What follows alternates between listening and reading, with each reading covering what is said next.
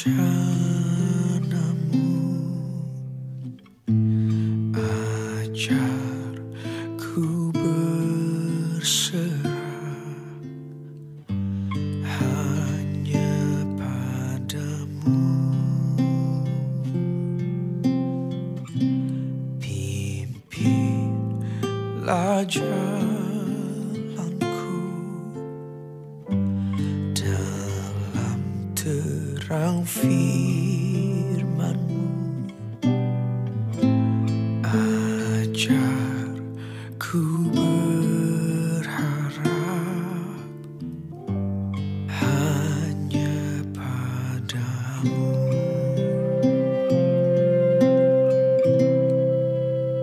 Bapakku, ajaib segala rancangan-Mu,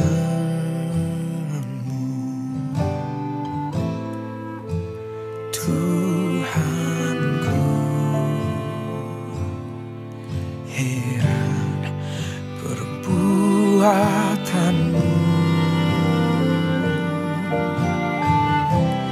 Engkau sanggup mengadakan segala yang ku perlukan menurut kehendak-Mu. Terjadilah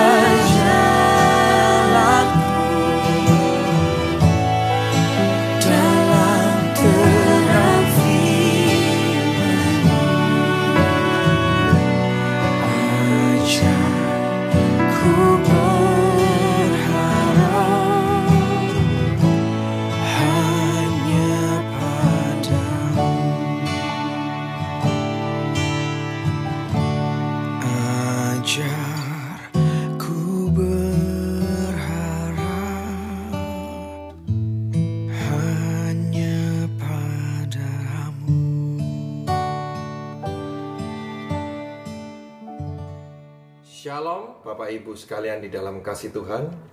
Puji Tuhan, pada pagi hari ini kita bisa memulai hari ini bersama dengan Tuhan melalui puji-pujian dan tentunya juga melalui renungan firman Tuhan dari renungan harian Immanuel Santo Yakobus. Namun sebelum kita memulai, saya mengundang Bapak Ibu sekalian untuk berdoa bersama-sama dengan saya.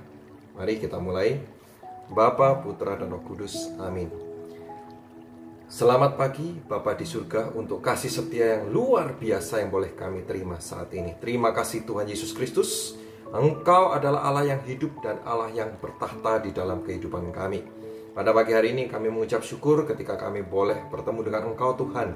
Kami boleh siap untuk mendengarkan sabdamu. Kiranya urapanmu, rahmatmu benar-benar membuka hati kami untuk mendengarkan taburan firman-Mu. Dan biarlah firman yang diberitakan ini juga benar-benar menjadi perubahan karakter hidup kami, untuk membuat kami boleh berjalan di dalam terang kasih rahmat-Mu untuk menuju masa depan yang penuh dengan pengharapan. Kami juga berdoa, Kau boleh urapi anak-Mu ini Tuhan, biarlah semua yang boleh dikatakan itu benar-benar berasal dari Engkau. Dan firman ini juga boleh merubah hidup anak-Mu ini untuk menjadi pribadi yang lebih baik lagi. Terima kasih Tuhan, kami siap untuk mendengarkan. Segala kemuliaan bagi Bapa, Putra, dan Roh Kudus, seperti pada permulaan, sekarang, selalu, dan sepanjang segala abad. Amin. Bapa, Putra, dan Roh Kudus. Amin. Oke, Shalom Bapak Ibu sekalian di dalam kasih Tuhan. Hari ini kita akan mendengarkan firman Tuhan yang mempunyai judul kemerdekaan atau kebebasan yang sejati. Diambil dari kitab Yohanes bab 8 ayat 23. Dikatakan ayat situ berbicara tentang bahwa kamu akan mengetahui kebenaran, dan kebenaran ini itu akan membebaskanmu.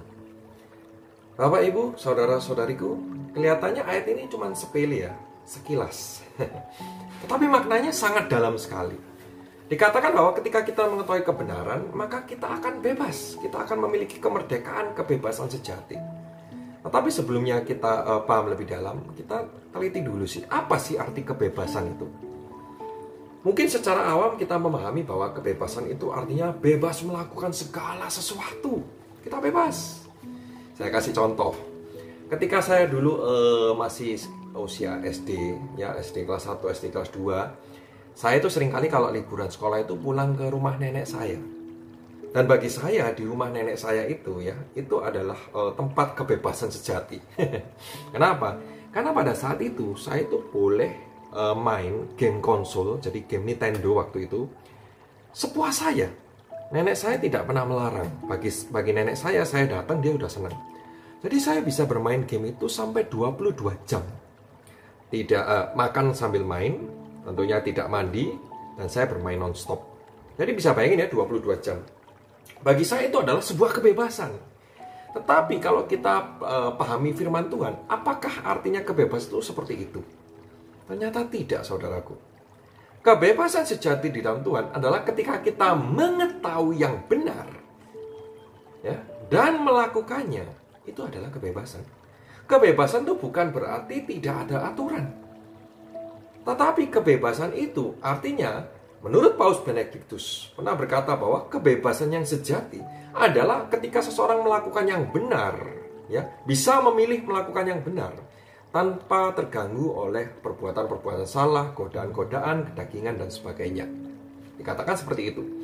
Jadi justru ketika orang yang punya prinsip orang bebas itu bisa melakukan segala sesuatu yang dia mau, maka dia sedang terbelenggu di dalam hawa nafsunya. Justru dia tidak bebas. Dia terbelenggu, dia hidup di dalam dosa. Nah, saudaraku, saya kasih contoh dalam kehidupan sehari-hari. Kita sebagai manusia, kita punya kebebasan di dalam 3 hal. Yang pertama, kebebasan di dalam pikiran. Artinya bahwa manusia boleh bebas memikirkan apapun. Sehingga kita perlu menyaring apa yang kita lihat dan apa yang kita dengar dari dunia sekitar kita. Apakah nilai-nilai dunia yang kita terima itu kita sesuai dengan firman Tuhan? Kita terima kan nilai-nilai dunia dalam kehidupan sehari-hari, ya. Dan nilai-nilai dunia ini mempengaruhi pola pikir kita, pemikiran kita, kebebasan di dalam berpikir. Sehingga kita harus hati-hati. Mana yang benar-benar sesuai dengan firman Tuhan dan mana yang tidak. Kebebasan pemikiran. Apa yang kita baca, ya, apa yang kita lihat itu mempengaruhi kebebasan pikiran kita. Saya kasih contoh. Ketika seseorang, ya, seorang ibu-ibu sukanya lihat nonton drama Korea tentang perselingkuhan.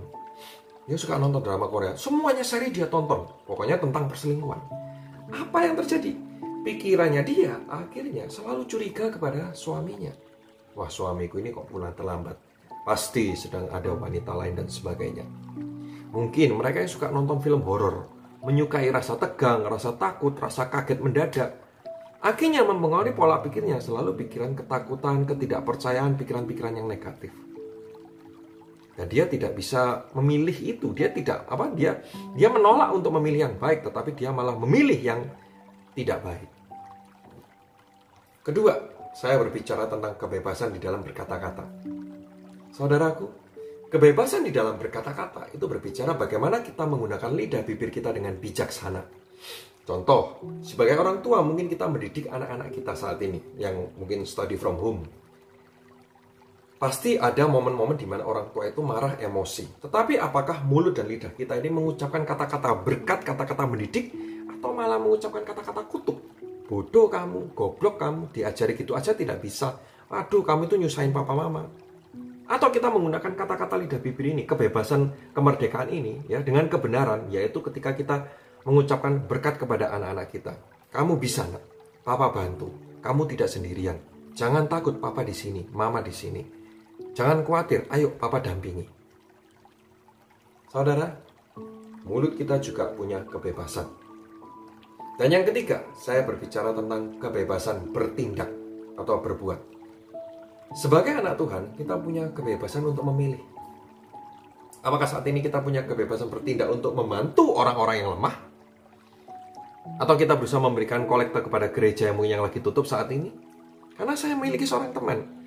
Bagi dia, yes, mumpung nggak ke gereja, nggak usah kolektor, nggak ngabisin duit. Kita tahu bahwa gereja adalah rumah Tuhan dan perlu perawatan dan sebagainya. Karena kita misa online, tentunya nggak ada yang melihat kan. Kalau kita di gereja mungkin nggak ngasih gini, sungkan kalau lihat sebelahnya kok nggak ngasih dan sebagainya. Lihat sebelahnya, dilihat sebelahnya kok kita nggak ngasih. Tetapi kalau online nggak ada yang tahu, nggak ada yang tahu siapa yang berikan kolektor. Kita punya kebebasan bertindak, menolong orang lemah, melakukan bakti sosial. Jangan sampai kita menggunakan alasan pandemi seperti ini. Kita punya kebebasan, oh masih pandemi, gue lagi seret, maka tidak bisa memberikan. Kita bisa punya waktu kok. Kita bisa punya kebebasan memberikan waktu kita berkumpul bersama dengan orang tua. Kita ngobrol bersama dengan mereka, ngajak ngomong mereka. Waktu itu kan berharga, dan itu bisa kita berikan. Nah, teman-teman, Bapak Ibu sekalian di dalam kasih Tuhan, kita punya 3 kebebasan itu. Dan mari saya mengajak kita semua menggunakan 3 kebebasan ini dengan benar, dengan berlandaskan firman Tuhan. Oke, sebagai kesimpulan, kita tahu bahwa dalam kitab Ulangan dikatakan di sana bahwa Tuhan mengatakan kepada umat manusia, kepada bangsa Israel, "Kuperhadapkan engkau pada hari ini berkat dan kutuk. Pilihlah berkat, maka kau akan memperoleh kehidupan. Atau kau pilih kutuk, maka kau akan memperoleh kematian." Saudaraku, hidup di dalam Tuhan itu adalah hidup yang penuh dengan pilihan. Kita bisa memilih sesuai dengan hawa nafsu kita, bebas sebebas-bebasnya. Atau kita bisa memilih yang benar saja, sesuai dengan kehendak Tuhan. Karena ketika kita memilih yang benar di dalam kehendak Tuhan, maka kita memiliki kemerdekaan, yaitu kemerdekaan dari hawa nafsu, kemerdekaan dari dosa, dan kemerdekaan dari kedagingan kita. Maka, semoga firman Tuhan pada pagi hari ini bisa menguatkan hidup kita. Mari, saya mengajak teman-teman, saudara-saudariku, kita berdoa untuk meresapi firman Tuhan. Bapa, Putra, dan Roh Kudus. Amin. Mengucap syukur Bapa di surga untuk kasih setiamu yang luar biasa. Terima kasih Tuhan, ketika pada pagi hari ini kami boleh selesai mendengarkan renungan firman Tuhan, bahwa kami boleh belajar untuk memilih kebebasan. Kami punya kemerdekaan Tuhan.